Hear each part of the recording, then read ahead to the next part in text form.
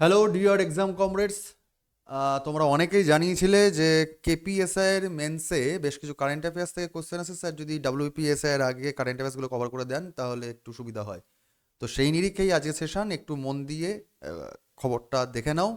যেখানে আমি সেগ্রিগেট করে করে খবরগুলো বলছি, আজকে মূলত আমি খবর তুলে নিয়ে এসেছি খুব ইম্পর্টেন্ট কিছু খেলার খবর নিয়ে। যদিও সারা বছরের খবর তো সহজে হয় না, তবুও আমি চেষ্টা করছি বিভিন্ন রকম ফেজে এই ক্লাসগুলো কভার করে দিতে, যাতে তোমাদের পরীক্ষার আগ দিয়ে কারেন্ট অ্যাফেয়ার্স থেকে কোনো রকম প্রশ্ন তোমরা যাতে অসুবিধায় না পড়ো সেই নিরিখে। তো চলো সেশনটা কথা না বাড়ি শুরু করে দিই, যেখানে আমরা আজকে খেলাধুলার খবর 2025 সাল থেকে দেখে নেব। ফার্স্টেই আমরা চলে আসবো একটা কথাতে। তোমরা নিশ্চয়ই জেনে গেছো, আমরা আগের দিনই বলে দিয়েছিলাম যে ডাব্লিউপিএসআই এর মেন্সের মক টেস্ট তোমরা যারা চেয়েছিলে তাদের জন্য কিন্তু আমরা শুরু করে দিয়েছি। অলরেডি অ্যাডমিশন প্রসেস চলছে, 4 তারিখ থেকে 9 তারিখ চলবে, এবং 3টে পেপার 5টা দিন ধরে পরীক্ষা হবে। 11 তারিখ থেকে টানা 25 তারিখ পর্যন্ত পরীক্ষা চলবে। যারা যারা ইচ্ছুক তারা যোগাযোগ করে নিও। যাই হোক, চলো শুরু করে দিই টপিক।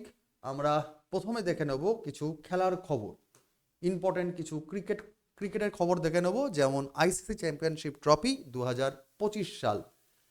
এটা বেশ ইম্পর্টেন্ট খবর এই কারণেই যে প্রতি বছরের মতো এবারও কিন্তু পাকিস্তানকে হারিয়ে ইন্ডিয়া জিতেছে, জয় হয়েছে। এবং আয়োজক দেশ, হোস্টিং কান্ট্রি হিসেবে ইম্পর্টেন্ট, সেটা হচ্ছে পাকিস্তান এবং ইউএই। এটা একটু খেয়াল করে দেখেছেও। রঞ্জি ট্রফি থেকে বেশ প্রশ্ন আসে, যেহেতু রাজ্য স্তরে, ন্যাশনাল জাতীয় স্তরের খেলা এটা। রঞ্জি ট্রফি 2024-25 সালে বিজয়ী দল ছিল বিদর্ভ। এটা থার্ড টাইম এই শিরোপা তারা জয়লাভ করেছে। রানার্স আপ টিম কিন্তু এবছরের জন্য তারা ছিল কেরালা। তো বিদর্ভ জিতেছিল কেরালাকে হারিয়ে। এবং প্লেয়ার অফ দ্য সিরিজ যিনি হয়েছিলেন, যে প্লেয়ার, তিনি ছিলেন হর্ষ দুবে। তো এই প্লেয়ারের নাম সম্বন্ধে জেনে যেও। হর্ষ দুবে কোন রাজ্যের প্লেয়ার একটু কমেন্টে জানিয়ে দাও। সুতরাং আইসিসি চ্যাম্পিয়নশিপ ট্রফি হোক কিংবা রঞ্জি ট্রফি হোক, এই টপিকগুলোকে একটু দেখে যেও ক্রিকেট থেকে। নেক্সট যদি চলে আসি আমরা, আইসিসি আন্ডার-19 ওমেন্স টি20 বিশ্বকাপ 2025 সালে যেটা হয়েছে, সেটা মূলত কথা ছিল মালয়েশিয়া থাইল্যান্ড জুড়ে হবে, কিন্তু মূলত হয়েছিল মালয়েশিয়াতে। আয়োজক দেশ, বিজয়ী অবশ্যই আবার সেই ভারত। এবং কাকে হারিয়ে জয়লাভ করলো এটা অবশ্যই তোমরা কমেন্ট জানিয়ে দাও। এই প্রসঙ্গে খেয়াল রাখতে হবে স্মৃতি মান্ধানার নাম। স্মৃতি মান্ধানা দ্বিতীয় ভারতীয় মহিলা হিসাবে তিনি 10,000 রান পূর্ণ করলেন, সেটাও কিন্তু মনে রাখতে হবে। টি20 বিশ্বকাপ 2026-এ এটাও কিন্তু ঘোষণা করা হয়ে গেছে। কোথায় হবে? মূলত ভারত এবং শ্রীলঙ্কা যৌথভাবে এই খেলার আয়োজন করছে বা আয়োজন করবে বলে ঘোষিত হয়েছে। তো এইগুলো ছিল ক্রিকেট থেকে খুব ইম্পর্ট্যান্ট টপিক, অবশ্যই একবার করে মেমোরাইজ করে নেবে। টেলিগ্রাম গ্রুপে আমি নোটস দিয়ে দেবো, ওখান থেকে একটুখানি পেয়ে নিও, পড়াশোনা করে নিও। নেক্সট চলে আসো ফুটবলের যদি ইম্পর্টেন্ট খবর দেখা যায়। ইম্পর্টেন্ট খবর ফুটবল থেকে আসছে 2026 সালে ফিফা বিশ্বকাপ, তার আপডেট মূলত হচ্ছে আমেরিকার নিউ জার্সির মেটলাইফ স্টেডিয়ামে। এটা খেয়াল রাখবে, 2026 সালে এটা তার ফাইনাল আয়োজন করা হবে। ফাইনাল আয়োজন করা হবে ফিফা ফাইনাল ম্যাচ আর কি।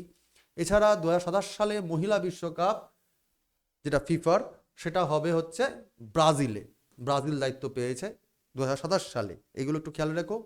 যদি চলে আসি আমরা আমাদের দেশের মধ্যে, তাহলে ডুরান্ড কাপ খুব ইম্পর্টেন্ট। ডুরান্ড কাপ নিয়ে বেশ এবছর উত্তেজনা ছিল ইস্টবেঙ্গল মোহনবাগানের, এবং সেই নিরিখে যদি দেখা যায় পুরো গল্প পাল্টে যায় শেষের দিকে, এবং বিজয়ী হয়ে যায় নর্থ ইস্ট ইউনাইটেড এফসি। ঠিক আছে, এবং ফাইনালে হারিয়েছিল ডায়মন্ড হারবারকে 6-1 গোলে।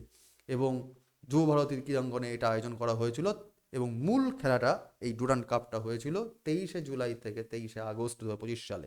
24খানা দল এখানে পারফর্ম করেছে। এছাড়া যদি দেখে নিই ইম্পর্টেন্ট খবর আরেকটা, সেটা হচ্ছে দাবা নিয়ে এবছর বেশ খবর ছিল, এবং ভারতীয় যারা গ্র্যান্ড মাস্টার তারা বেশ ভালো পারফর্ম করেছে। গুকেশ থেকে শুরু করে প্রজ্ঞানন্দা বেশ খবরে উঠে এসছে বারবার করে। এছাড়া খুব ইম্পর্টেন্ট সেটা হচ্ছে টাটা স্টিলস মাস্টার্স 2025 সালে আর প্রজ্ঞানন্দা যে গুকেশকে হারিয়েছেন ট্রাইব্রেকারে, এটার জন্য এই খবরটা খুবই গুরুত্বপূর্ণ। আর যদি দেখা যায় যে বিশ্ব র্যাপিড দাবা চ্যাম্পিয়নশিপ 2025 সাল, সেখানে অর্জুন এরিগাইসি তিনি ব্রোঞ্জ পদক প্রাপ্ত হয়েছেন। কনেরু হাম্পি তিনি মহিলা বিভাগে ব্রোঞ্জ পদক প্রাপ্ত হয়েছেন। ভারতের 88তম গ্র্যান্ড মাস্টার পরীক্ষার জন্য খুব ইম্পর্টেন্ট। ভারতের 88তম গ্র্যান্ড মাস্টার দিব্যা দেশমুখ, এই নামটা মহারাষ্ট্রের দিব্যা দেশমুখ, খুব খুব ইম্পর্টেন্ট। ভারতের 88তম গ্র্যান্ড মাস্টার দিব্যা দেশমুখ 2025 সালে তিনি এই খেতাবটা অর্জন করছেন এবং তিনি কিন্তু এই ফিড 2025 সালের যে ফিড FID এই মহিলা বিশ্বকাপও তিনি জয়লাভ করছেন, এটা খেয়াল রাখতে হবে।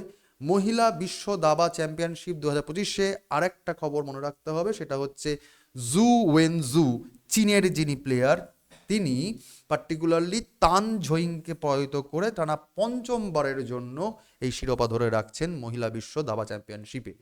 আর ওভারঅল ভারতবর্ষের জন্য 88তম গ্র্যান্ডমাস্টার হচ্ছেন কে? দিব্যা দেশমুখ, মহারাষ্ট্রের। এই খবরগুলোকে একটুখানি অবশ্যই দেখে যেও, পরীক্ষার জন্য ইম্পর্টেন্ট পয়েন্ট। আমরা যদি ওভারঅল বাদ বাকি টেনিসের পয়েন্ট অফ ভিউতে চলে আসি, তো টেনিসে আমরা জানি যে 4টে ওপেন হয়।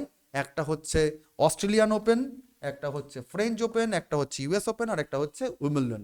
তো অস্ট্রেলিয়ান ওপেন পুরুষদের মধ্যে পুরুষ সিঙ্গেলসে জয়লাভ করছেন ইয়ানিক সিনার, ইতালির প্লেয়ার, এবং মহিলাদের মধ্যে জয়লাভ করছেন আরিনা সাবালেনকা, বেলারুসের প্লেয়ার। এছাড়া ফ্রেঞ্চ ওপেনে জয়লাভ করছেন পুরুষদের মধ্যে থেকে স্পেনের কার্লোস আলকারাজ, আর পোল্যান্ডের মহিলাদের মধ্যে জয়লাভ করছেন ইগা সোয়াটেক। উইম্বলডনে পুরুষদের সিঙ্গেলস জয়লাভ করছেন কার্লোস আলকারাজ, আবার স্পেনের প্লেয়ার তিনি, এবং ওমেন সিঙ্গেলসে জয়লাভ করছেন চেক প্রজাতন্ত্রের বারোবা ক্রেজিকোভা। আর US ওপেনে আবার পরপর 3বার জয়লাভ করছেন মেন্স সিঙ্গেলসে কার্লোস আলকারাজ, স্পেনের প্লেয়ার। তো এই নামটা এবার বেশ খবরে আসছে, খেয়াল রেখো। তবে যেহেতু অফবিট কোশ্চেন আসে, সেই কারণে কিন্তু ইয়ানিক সিনারের নামটাও খেয়াল রেখো অস্ট্রেলিয়ান ওপেনের জন্য। এছাড়া এবার পার্টিকুলারলি US ওপেনে ওমেন সিঙ্গেলসে কিন্তু আরিনা সাবালেনকা এও কিন্তু 2বার জয়লাভ করছে, বেলারুসের প্লেয়ার। তো সুতরাং আরিনা সাবালেনকার নাম কোন দেশের প্লেয়ার এবং কার্লোস আলকারেজ কোন দেশের প্লেয়ার, এগুলো একটু ভালো করে দেখে যেও। লন টেনিস, এই টেনিস থেকে কিন্তু ভালো রকম কোশ্চেন দেয়, একটু খেয়াল করে যেও। মূলত কারেন্ট অ্যাফেয়ার্স কোশ্চেন সমস্ত রকম পরীক্ষার ক্ষেত্রেই ঘুরিয়ে ফিরিয়ে আসে, কিন্তু আমি যেহেতু খুব শর্ট ওয়েতে নিয়ে আসছি, বিশেষ করে WPSI মেন্স সামনেই রয়েছে, তোমরা একটু ভালো করে জায়গাগুলোকে দেখে যেও। এছাড়া যদি দেখে নিই আদার স্পোর্টস থেকে ওভারঅল কী কী ইম্পর্টেন্ট পয়েন্ট, অনেক রকম তো খেলা হয় সারা পৃথিবী জুড়ে। তো সেখানে যে দেখতে হবে, ভারতবর্ষে একটা জিনিস তোমরা জানো, একটা প্রোগ্রাম হয় খেলো ইন্ডিয়া ইউনিভার্সিটি গেমস 2025 সাল। সেখানে ভারতবর্ষের খুব নতুন তারকা প্রজন্মদেরকে তুলে আনার চেষ্টা করা হয়। তো খেলো ইন্ডিয়া ইউনিভার্সিটি গেমস 2025-এ এবারে যে রাজ্যগুলোর উপর নজর দেওয়া হয়েছে, সেটা কিন্তু নর্থ ইস্ট, উত্তর পূর্ব ভারতের ওপর নজর দেওয়া হয়েছে, এটা খেয়াল রাখতে হবে। আর ওভারঅল ন্যাশনাল লেভেলের যে খেলাগুলো হয়, যেমন 87th ন্যাশনাল ব্যাডমিন্টন চ্যাম্পিয়নশিপ, সেখানে পুরুষদের মধ্যে জয়লাভ করছে সিঙ্গেলসে ঋত্বিক সঞ্জীবী, আর সিঙ্গেলস মহিলাদের মধ্যে জয়লাভ করছেন সূর্য তামিরি আর ঋত্বিক সঞ্জীবী। তারা 87th জাতীয় ব্যাডমিন্টন চ্যাম্পিয়নশিপে কিন্তু শিরোপা অর্জন করছেন পুরুষ এবং মহিলা থেকে। আর হকি 2025 সালে পুরুষ হকি এশিয়া কাপে দক্ষিণ কোরিয়াকে হারিয়ে ভারত জয়লাভ করছেন 4-1 গোলে।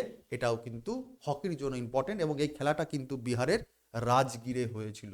তো লোকেশন ইম্পর্টেন্ট, বিহারের রাজগিরে এই খেলাটা হয়েছিল। তো আমি খুব শর্টে তোমাদের কারেন্ট অ্যাফেয়ার্সগুলোকে, বিশেষ করে স্পোর্টসের এক ঝলকে বলে দিলাম। নোট টেলিগ্রাম গ্রুপে পড়ে যাবে, তোমরা এগুলোকে অবশ্যই দেখো এবং রিভিশন দাও ভালো রকমভাবে। আমি ঠিক একই রকমভাবে আজ যেমন স্পোর্টসেরটা বললাম, ঠিক একই রকমভাবে কিন্তু আমি অন্যান্য যে পয়েন্টগুলো রয়েছে সেইগুলোর থেকেও তোমাদেরকে কভার করে দেবো। চিন্তা করো না, পড়তে থাকো, বুঝতে থাকো। আর যারা মক দেওয়ার জন্য যোগাযোগ করেছো, তারা কিন্তু অবশ্যই এটা খেয়াল রেখো যে মক কিন্তু শুরু হবে 11 তারিখ থেকে। যদি তুমি নতুন হয়ে থাকো, তাহলে যদি মক দিতে তুমি ইচ্ছুক হও, যদি তোমার মনে হয় যে রিয়েল টাইম স্টিমুলেশন দরকার, যে সময় ধরে মক দেবো, কোশ্চেনের যে পালস বোঝার জন্য বা নিজেকে কতখানি পারফর্ম করতে সেটা বোঝার জন্য দরকার, তোমরা কিন্তু জানোই যে কী করে ক্লার্কশিপ এবং পার্টিকুলার বিজনেস সার্ভিসে মক কতখানি উপকারিতা দিয়েছে। তো সেই নিরিখে আমার যদি মনে হয়, then you can join us, এবং তার জন্য তুমি এই নাম্বারে হোয়াটসঅ্যাপ করে দিতে পারো। নিজের নাম লিখবে, WPSI মেন্স অনলাইন মক বলে লিখে দেবে। আজকে অবধি থাকলো, পরের দিন দেখা হচ্ছে পরের ক্লাসে। Thank you and best of lakh.